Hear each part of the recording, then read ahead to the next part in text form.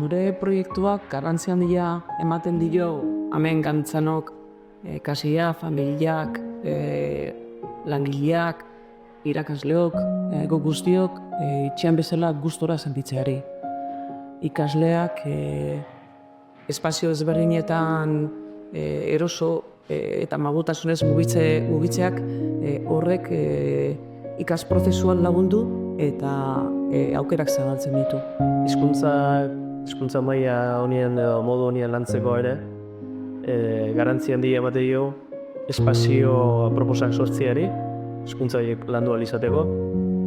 Ikaslearen arreta mantendu eta oxigenazioa bermatzeak kalitatezko ikas momentuak sortzea ekartzen digu.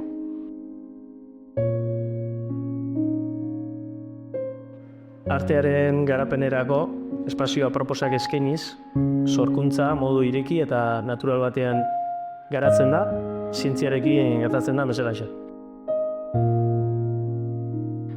Gure proiektuan ikas prozesuak bizipen eta sentsazio positiboetan oinarrituta egotea beharrezko ikusten dut.